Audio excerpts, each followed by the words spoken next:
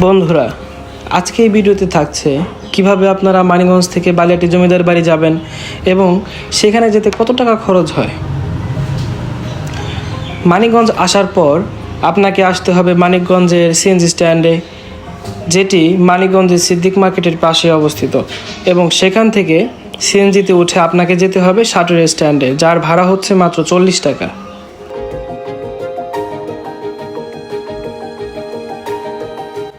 মানিকগঞ্জ থেকে যাওয়ার পথে আপনারা দেখতে পাবেন মানিকগঞ্জ মেডিকেল কলেজ, যেটি 2014 সালে বাংলাদেশ সরকার কর্তৃক অনুমোদিত নতুন 6টি মেডিকেল কলেজের মধ্যে একটি। আমি যাচ্ছি বালিয়াটি জমিদার বাড়ি এবং আমার সাথে আছে ইমরান।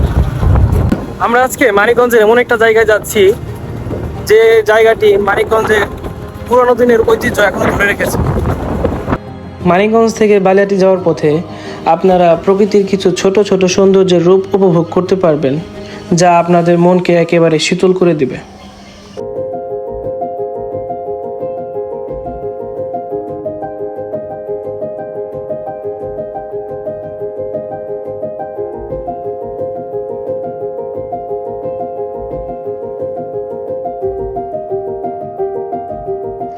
মানিকগঞ্জ থেকে প্রায় 30 মিনিট যাত্রা করার পর আমরা এখন চলে এসেছি সাটুরিয়া সিএনজি স্ট্যান্ডে।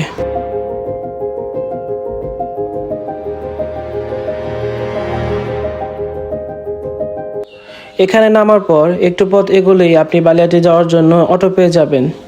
এই অটো করেই আপনাকে বালিয়াটি যেতে হবে। সাটুরিয়া থেকে বালিয়াটি যেতে মাত্র 10 টাকা খরচ হয়।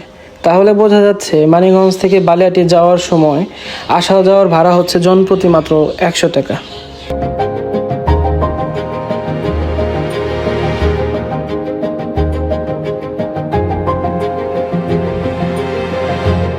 সাটুরিয়া থেকে 5 থেকে 10 মিনিট যাত্রা করার পর আমরা এখন চলে এসেছি বালিয়াটি জমিদার বাড়ি। বালিয়াটি পৌঁছানোর পর সেখানে আপনারা দেখতে পাবেন বাইক পার্কিংয়ের জায়গা। সেখানে আপনারা চাইলে 25 টাকার বিনিময়ে আপনারা আপনাদের বাইক পার্কিং করতে পারেন। বাইক পার্কিংয়ের পর আমরা এখন যাচ্ছি কাউন্টার থেকে টিকিট সংগ্রহ করতে, যার টিকিট মূল্য ছিল 30 টাকা। আমরা দুটা টিকিট কিনেছি, একটা টিকিটের মূল্য হচ্ছে 30 টাকা করে। তো তাহলে চলুন ভিতরে দেখি কি কি আছে। ভেতরে প্রবেশ করার সময় আমরা 4টি সিংহদ্বার দেখতে পাই এবং তার দ্বিতীয় সিংহদ্বার দিয়ে আমরা ভেতরে প্রবেশ করি। ভেতরে প্রবেশ করার পরেই আমরা গোবিন্দরাম সাহার 4টি সুবিশাল প্রাসাদ দেখতে পাই।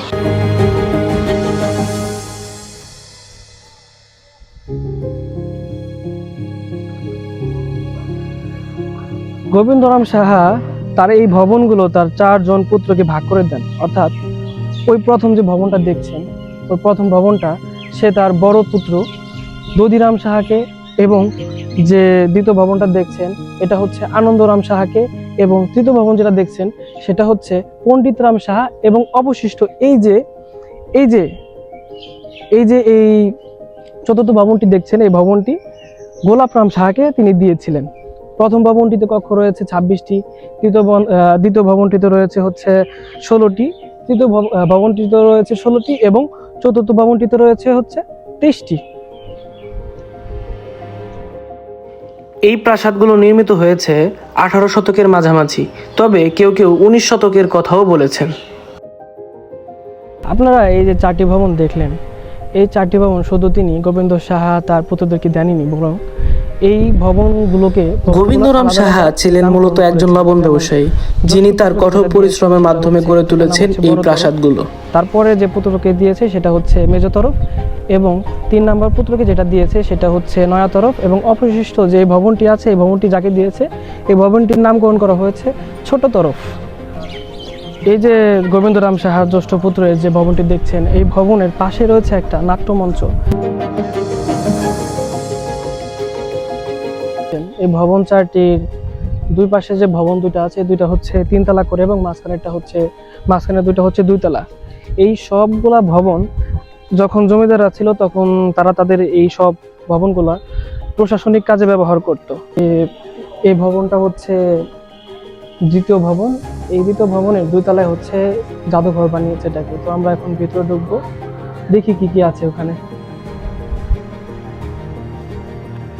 ভিতরে প্রবেশ করতেই দেখি প্রাচীনকালের সব লোহার সিন্দুক, যেগুলোতে জমিদার পরিবার তাদের মূল্যবান জিনিসপত্র রাখতেন। সিন্দুক কক্ষ থেকে বের হয়ে আমরা এখন যাচ্ছি ভবনের দ্বিতীয় তলায়, যেখানে রাখা হয়েছে জমিদার পরিবারের ব্যবহৃত সব ঘরোয়া জিনিসপত্র। সেখানে ছিল তাদের ব্যবহৃত খাট, সিন্দুক, চেয়ার, আলমারি, হারিকেন সহ নানা ধরনের জিনিস।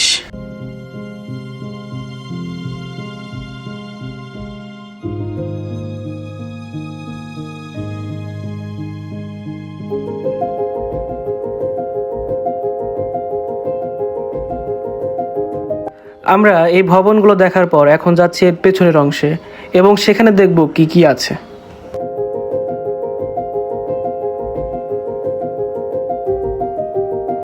সামনের ভবনের ঠিক পেছনের ভবনটি ছিল তদিরাম সাহার ৩৮ কক্ষ বিশিষ্ট বাসভবন, যার দুই পাশে ছিল দুইটি মন্দির।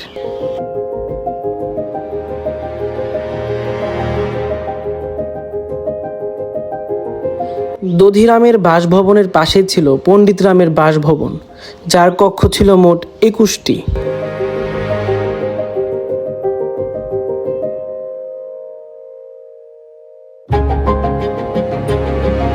আসলে এই পাশে যে ভবনগুলো দেখছেন, এই ভবনগুলোর প্রত্যেকটা ইটে ইটে ঐতিহাসিক নিদর্শন গাথা আছে, যে এক একটা ভবনের ইতিহাস আপনি বলে শেষ করতে পারবেন না, এত পরিমাণ ইতিহাস।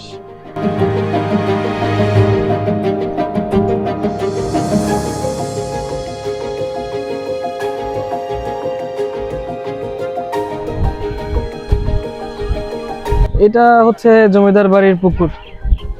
এই পুকুরটা ৬ ঘাট বিশিষ্ট। আগে ৭টা ঘাট ছিল, একটা ঘাট ভেঙে যাওয়ার পরে আর কি এই পুকুরকে ৬ ঘাট পুকুর নামে নামকরণ করা হয়।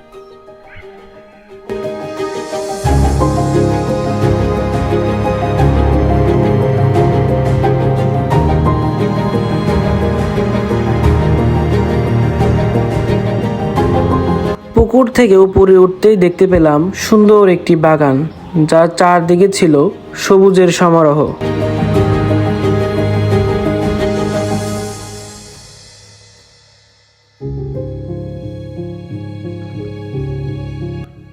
আসলে এই যে বালিয়াটি জমিদার বাড়ি, এখানকার প্রত্যেকটা ভবনে প্রত্যেকটা ইটে ইটে ইতিহাস গাথা, যা আমি বলে শেষ করতে পারবো না। এখানকার যেমন সৌন্দর্য, তেমন এই পুরাতন ভবনগুলোর সৌন্দর্য আমাকে বিমোহিত করে। আসলে এখানে অনেক কিছু দেখার মতো আছে এবং শিক্ষা গ্রহণ করার মতো আছে, যে আগেকার জমিদাররা কিভাবে এখানে থাকতো। এই যে এত ছোট ছোট দরজা, এত ছোট ছোট জানালা এবং প্রত্যেকটা পথ প্রায় সুড়ঙ্গের মতো, যেটাতে আমরা এখন এতটা অভ্যস্ত না। দেখা যাচ্ছে যে তাদের সাথে আমাদেরটা যদি কম্পেয়ার করি, আমাদের দরজাটা অনেক বড় এবং আমাদের যাওয়া আসার রাস্তাটা অনেক ফাঁকা, কিন্তু এখানে প্রত্যেকটা রাস্তা অনেক সরু। এই জায়গার মধ্যে যে আমি বালিয়াটিতে বসে আছি, এটা মূলত জমিদার বাড়ি ছিল। কোনো এক কারণে এখান থেকে গোবিন্দ রাম সাহা কলকাতায় চলে যায় পালিয়ে। তারপর থেকে এই বাড়িটা আর কি বালিয়াটি জমিদার বাড়ি নামে পরিচিত। গোবিন্দরাম সাহা মূলত ছিলেন একজন লবণ ব্যবসায়ী, যিনি তার কঠোর পরিশ্রমের মাধ্যমে এই প্রাসাদগুলো গড়ে তুলেছেন, কিন্তু সময়ের বিবর্তনে তাকে এই প্রাসাদগুলো ছেড়ে চলে যেতে হয়। তো বন্ধুরা, আজকের ভিডিও এখানেই শেষ। আরও ভালো ভালো ভিডিও পেতে আমাদের চ্যানেলকে সাবস্ক্রাইব করে আমাদের পাশেই থাকুন।